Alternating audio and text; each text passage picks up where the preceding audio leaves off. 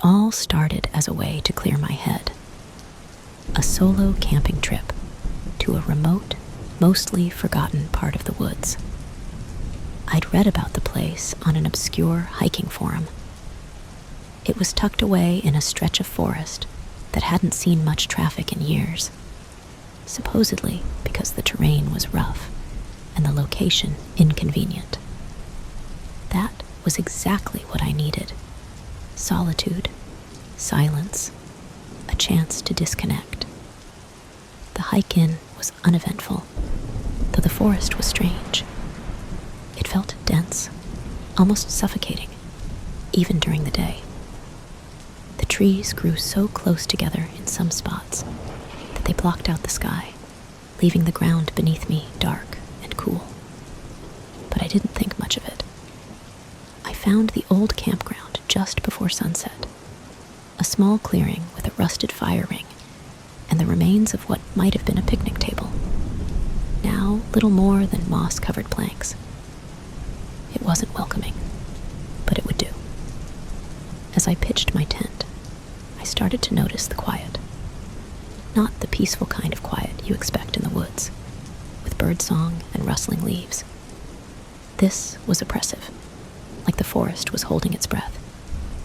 The occasional sound, a twig snapping or the distant creak of a tree, seemed magnified, unnatural. I shrugged it off as my imagination running wild. Being alone in an unfamiliar place can do that to you. After dinner, I sat by the fire, staring into the flames. The feeling started then, a creeping unease that settled into my gut. I couldn't put my finger on why I felt that way, but it was there, growing stronger as the night deepened. It felt like I wasn't alone, like someone, or something, was watching me from the shadows just beyond the firelight. I tried to ignore it, telling myself it was just the isolation playing tricks on me. But the feeling didn't go away. When I finally crawled into my tent, I left the fire burning low and my flashlight within arm's reach. I woke up sometime after midnight to the sound of footsteps, slow, deliberate, crunching through the underbrush. My heart stopped. At first, I thought it might be an animal, but these weren't random, skittering noises. It sounded like someone walking, circling the edge of the clearing. I stayed perfectly still, barely breathing, listening as the steps came closer, then stopped just outside my tent. I don't know how long I lay there, paralyzed with fear, but eventually, the footsteps moved away. I waited until I couldn't hear them anymore, then grabbed my flashlight and peeked out. The fire had burned down to embers, and the clearing was empty. The next morning, I tried to rationalize what had happened. Maybe it was just an animal, I told myself. But deep down, I didn't believe it. Something about the footsteps had been too deliberate, too purposeful.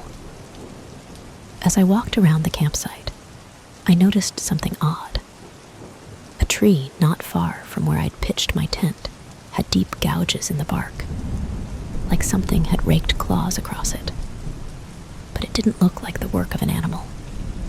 The cuts were too clean, too precise, almost as if someone had done it with a blade. That day, I decided to set up some rudimentary defenses.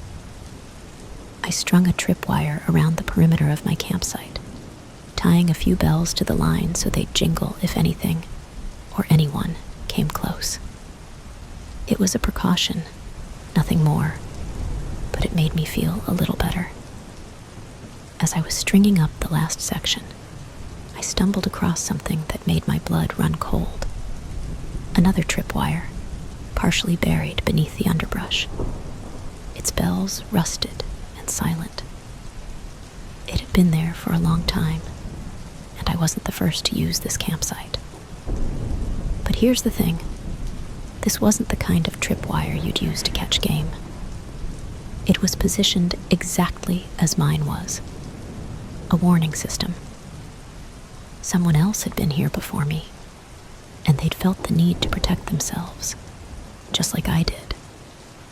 What happened next only made things worse.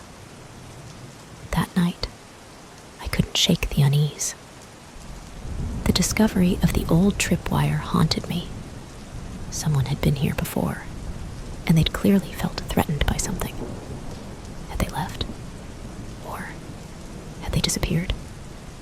My imagination ran wild with possibilities, each more unsettling than the last.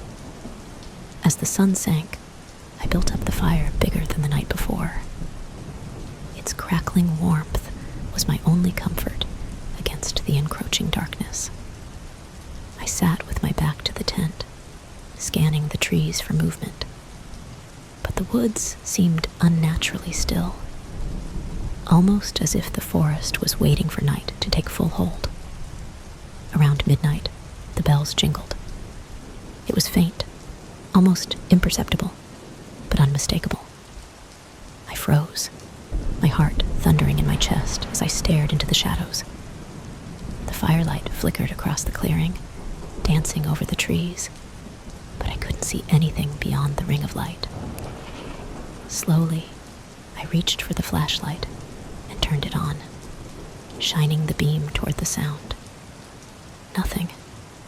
But then I saw it, just for a second, a glint of something metallic. It was near the edge of the clearing, low to the ground. I stood, my hands shaking, and took a cautious step forward. The light caught on something dangling from the underbrush, one of my bells.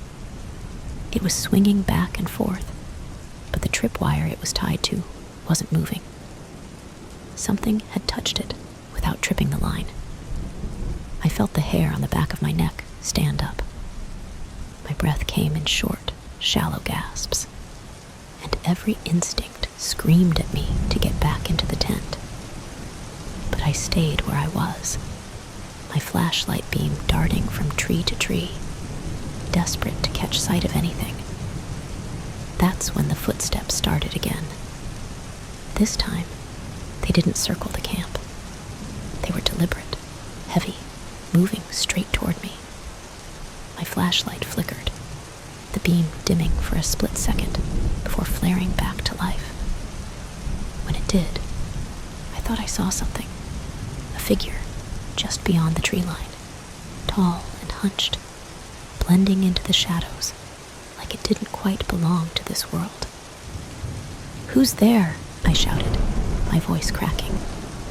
The footsteps stopped. The silence that followed was worse than the sound. It was oppressive, wrapping around me like a smothering blanket. I stood frozen, my flashlight shaking in my hand as I tried to process what I'd just seen, or thought I'd seen. Then the bells jingled again, this time from the opposite side of the clearing. It was playing with me. I backed up slowly, my legs trembling, until I was pressed against the tent. My eyes darted around the clearing, but the figure was gone. For what felt like hours, I stood there, gripping the flashlight, waiting for something, anything, to happen. But the forest remained still. Eventually, I climbed into the tent, zipping it closed and clutching my flashlight like a lifeline. Sleep was out of the question. Every rustle of the wind, every creak of the trees sent my heart racing. I kept imagining the figure, its tall, unnatural shape standing just outside, watching. Morning came slowly, the gray light of dawn filtering through the tent fabric. I emerged cautiously, blinking at the sight of my campsite. It looked untouched, but the tripwire on the far side of the clearing was snapped, its bells lying in the dirt. I packed up quickly, eager to leave, but as I walked toward the trail, I saw something that stopped me cold. On a tree just outside the clearing, there was a carving, a crude, jagged shape that hadn't been there the day before. It looked like a symbol, almost like a distorted eye, staring down at me from the bark. I didn't stop to study it. I just started walking, moving as fast as I could without breaking into a run. Every step away from that clearing felt like a weight lifting off my chest. But the feeling of being watched didn't fade. It stayed with me, pressing against my back, until I finally stepped out of the woods and into the parking lot where my car waited. I haven't been back since. Whatever was out there, it wasn't something I was meant to understand. And I don't think I was the first to find it.